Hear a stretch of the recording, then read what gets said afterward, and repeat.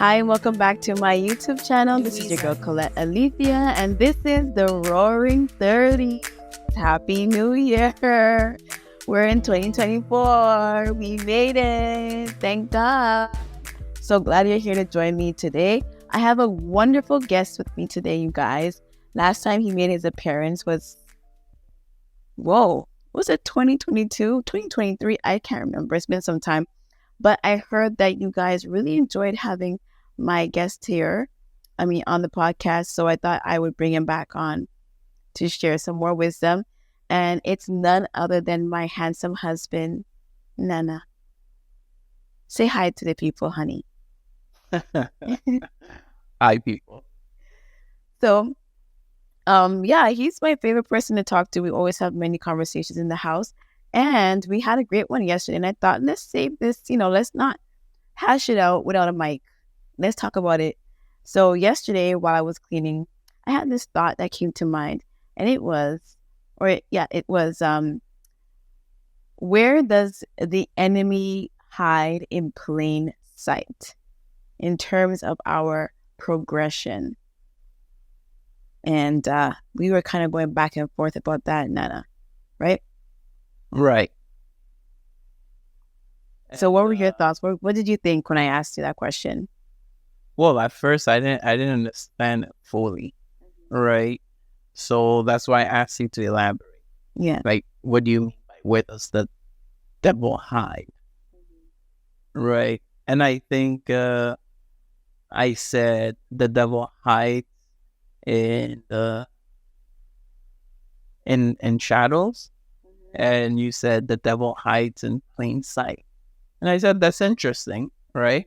Because sometimes it's easier to hide in plain sight because no one suspects it. Yeah. Right. Yeah, because sometimes you often think like the enemy's coming in with like guns shooting and it's like full out warfare and like the world is shaking around you, right? But sometimes the enemy comes in very subtle and you take it on as like a habit, but it's more like, suppressing you so you don't do the things you need to do. So for me, I think it was more or less not really like, yes, plain sight for sure is a broader term. But for me, because I was doing my reflection, I was saying that the enemy hides in comfortability. And then you were saying, well, God wants us to be comfortable. Right. Because I think we all strive to be comfortable, right? Because everything we do in our lives is not to be uncomfortable. It's to be comfortable. But the problem lies when we start becoming comfortable in our uncomfortability, right? And to elaborate more on that, it's like you should never be comfortable doing the things you're uncomfortable with, in the sense that how do I say this? I know there's some people that are listening that will say, oh, in order to get to where you want to be, you have to be uncomfortable. Yes, I agree. You have to be willing to be uncomfortable. Yes. Yeah. But that uncomfortability is not permanent. Right. Right? Yeah. It's where you need to go in order to get to where you want to be. Right? So being uncomfortable, it should be seasonal, not permanent. So when the uncomfortability is permanent, it means there's no progression. Yeah. Right? You have come to accept the things that you know deep inside that you don't want for yourself, but you're not doing enough to change it. I would have to say on both ends of the spectrum, you still end up with results. It's just not the results you want if you stay in a certain type of uncomfortability. So, for example, you made an example yesterday, me going to school. Yeah, like going to school was very uncomfortable. I'm in my 30s. I have my kids. We have a family. We have things going on. Going to school was not comfortable, but the results that came from me going to school and graduating is like I have a a better paying job, or like I have a skill, I have a trade, I have something I can do that can contribute to our family, right? But then there is another kind of uncomfortability that is like, I made example with my phone, right? Like sitting on my phone instead of doing the things I need to do. Like sometimes I need to tidy up the house, or I need to like step out on the road, but it takes me 5 million years to do one simple thing because I'm distracted by my phone. I guess that's not uncomfortability. I guess that would be, I would deem comfortability and deeming that to be okay, because I would mask it as me just relaxing, when really it's procrastination, and the end result of that is just anxiety.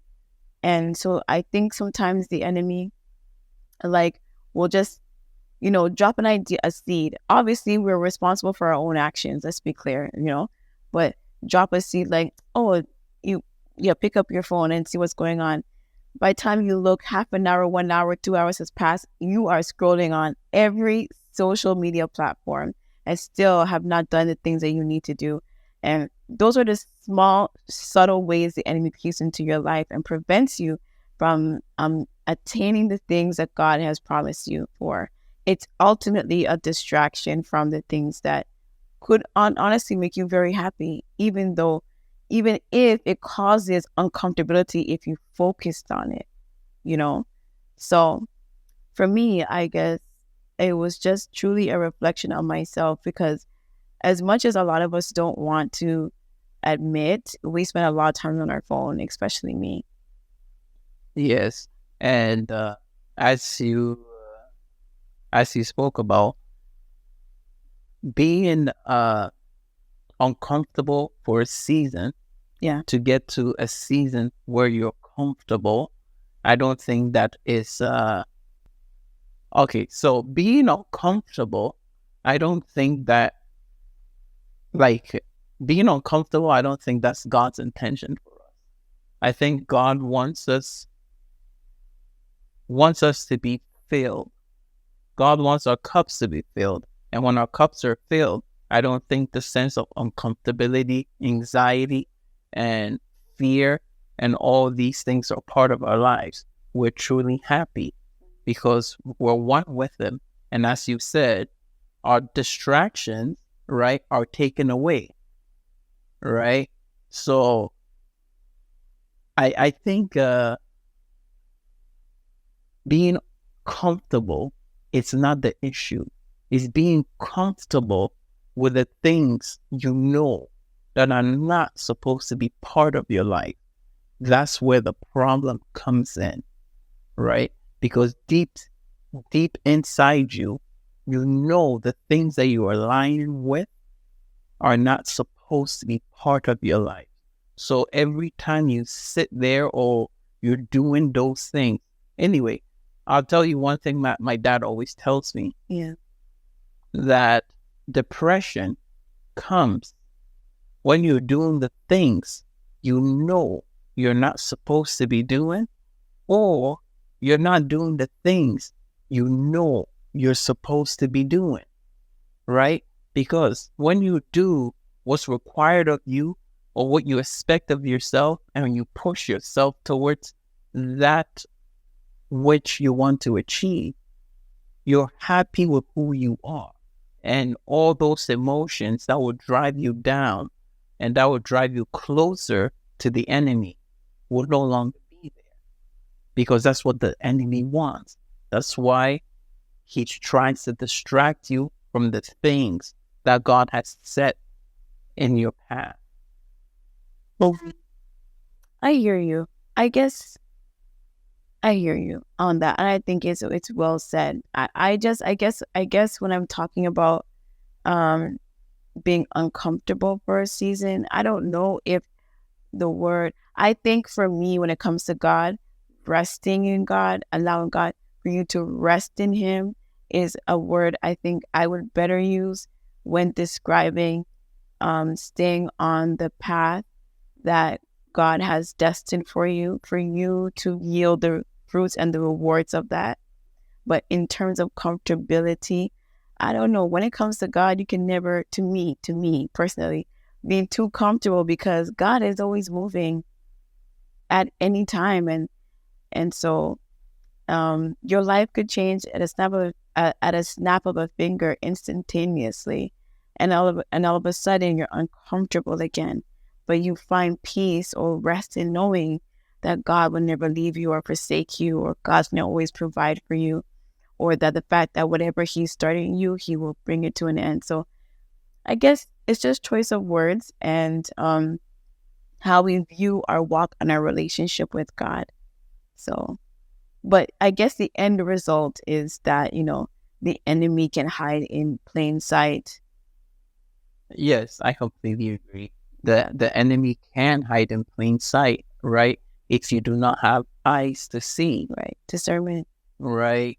So that is why it's good to have reflection and good to have good people around you that you can speak with, right? Because there's things that you're not seeing that they can clearly see in your life.